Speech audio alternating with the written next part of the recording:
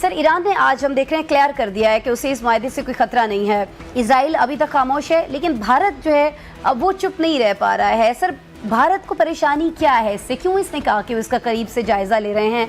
क्या ये जो मायदा है मशरिक़ वुस्ता में उसके असर और रसूख को चैलेंज कर रहा है? ये वजह है भारत के इस रिएक्शन की? सर देखिए, ये जो ट्राइलेटरल एग्रीमेंट है, इसके कोई ऑफेंसिव डिजाइन तो नहीं है, ये प्योरली डिफेंसिव है।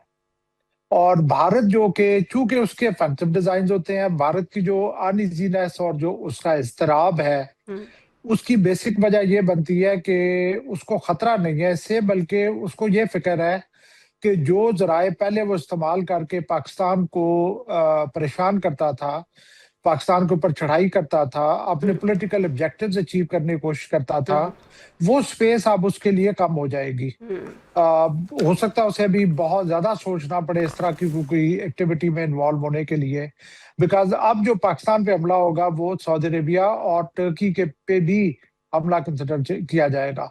सो लॉजिकल है, जितने भी हमारे दुश्मन है, पर्टिकुलरली इसराइल और अमेरिका, सॉरी इसराइल और इंडिया, वो तो कभी भी इसको पॉजिटिव पॉइंट ऑफ व्यू से नहीं देखेंगे।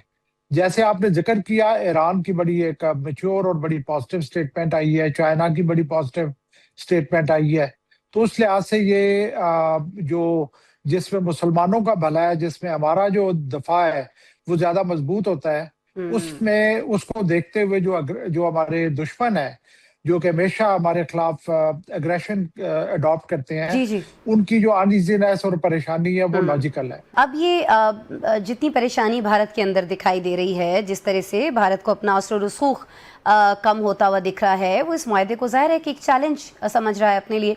तो जनरल साहब, इसमें भारत का अगला कदम क्या हो सकता है? क्या भारत भी यूएई और इजराइल के साथ कोई ऐसा मुआहदा कर सकता है, क्योंकि ऐसी चमगोइयाँ हो रही हैं? देखिए, जो मिडिल ईस्ट है वो डिवाइडेड है इस वक्त। जो यूएई है उसने अपना पूरा वेट जो है वो इसराइल के हक में डाला हुआ था। सो भारत जो है वो इस तरह की डेफिनेटली एक्टिविटीज कर सकता है जिसमें कि इसराइल को वो अपने साथ शामिल करे, और लाइक माइंडेड कोई मिडिल ईस्ट के जो कंट्रीज हैं, छोटे ममालिक हैं, उनकी बहुत ज्यादा उस लिहाज से वो पावर नहीं बनती, लेकिन ये कि इस तरह की एक्टिविटी वो कर सकता है। लेकिन मैं आपको यकीन दिलाऊं कि मई 25 में जब हमने उनको कन्वेंशनल डोमेन में बहुत बुरे तरीके से चेकमेट किया जी, तो आई फोर्सी के आगे इंडिया के लिए, भारत के लिए ये मुश्किलात बढ़ेंगी, क्योंकि उसके बाद एक हमारे अपने रीजन में भी एक ट्राइलेटरल क्लोजनेस आई, ऑल्दो उस तरह का कोई एग्रीमेंट नहीं है, बांग्लादेश, पाकिस्तान और चाइना की। तो ये तीनों कंट्रीज इंडिया को सराउंड कर रहे हैं। मिडिल ईस्ट में इंडिया ने बहुत अरसे से अपने इनरोड्स क्रिएट किए थे, अपना इन्फ्लुएंस क्रिएट किया था। बहुत बुरे तरीके से मिडिल ईस्ट में इंडिया एक्सपोज हुआ है। तो इस वजह से मैं समझता हूँ कि आइंदा उसके लिए मजीद परेशानी के बायस बनेंगी ये चीजें। लेकिन उसके पास जाहिर है डिप्लोमेटिक ऑप्शंस है, उसके पास यूएस एक ऑप्शन है, उसके पास यूएई एक ऑप्शन है, एक ऑप्शन है, रशिया एक ऑप्शन है। तो इस तरह की एक्टिविटीज डेफिनेटली वो कर सकता है। जी जी। क्या आने वाले वक्त में, भारत के हवाले से तो हमने बात कर ली, अब हम देखेंगे कि कुछ और ममालिक जो है वो इस एग्रीमेंट में भी शामिल हो रहे हों, जैसे मिस्र है, कतर है, या कुछ और दीगर ममालिक अगर आप समझते हैं?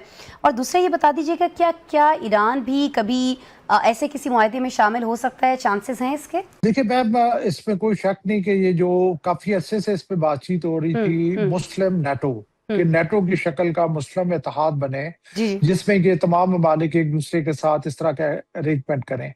और हम काफी अरसे से ये चीजें डिस्कस कर रहे थे कि ईरान यूएस जंग जो है, इसका जब इख्तिताम होता है, जब ये कंक्लूड होता है, तो मिडिल ईस्ट के जो सिक्योरिटी आर्किटेक्चर के नए खुदाखाल होंगे, वो अभी हमें नुमाया होते हुए नजर आ रहे हैं।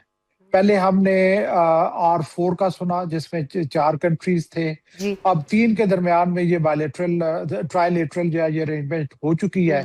इसमें आप देखेंगे कि वक्त के साथ मजीद कंट्रीज भी शामिल होंगे। इजिप्ट के होने के ज्वाइन करने के चांसेस हैं, कुवैत के ज्वाइन करने के चांसेस हैं, बहरीन के हैं, और इसके अलावा जो फार ईस्ट में मुस्लिम कंट्रीज है वो भी इसमें आ सकते हैं।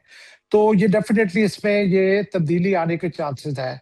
रही बात ईरान की, तो ईरान जो है उसने जो स्टेटमेंट है बहुत मैच्योर दी है, लेकिन ये कि इसके साथ साथ आपने अगर नोटिस किया हो तो जो विल्सन, एक जो रिपब्लिकन सेनेटर है, उनका मैंने आज ट्वीट पढ़ा है जिसमें कि उन्होंने क्रेडिट दिया है प्रेसिडेंट ट्रंप को कि प्रेसिडेंट ट्रंप ने ये इंसाइट किया इस तरह का अरेंजमेंट। अच्छा। और अगर इस तरह की अरेंजमेंट के पीछे यूएस का इन्वॉल्व होना या उसकी स्पॉन्सरशिप नजर आई तो फिर ईरान के लिए इस तरह के अरेंजमेंट में दाखिल होना मेरा मुश्किल हो जाएगा, मुश्किल हो। हमें ये बताया जा रहा है कि जो मुआहदा है इसका बुनियादी मकसद जो है वो दिफाई पैदावार है, टेक्नोलॉजी है, इंटेलिजेंस शेयरिंग है। असर इससे पाकिस्तान को क्या फ़ायदा हो रहा होगा? क्या हम ये उम्मीद रखें कि इस मुआहदे से हमें कोई माशी दबाव से रिलीफ मिलने वाला है? सर, इसके इम्कानात हैं? देखिए मैम, जी डेफिनेटली। देखें इस वक्त 3 जो ममालिक हैं उसमें अगर हम टर्की को देखें तो उसको टेक्नोलॉजी में एज है। मुस्लिम वर्ल्ड में एरोस्पेस पर्टिकुलरली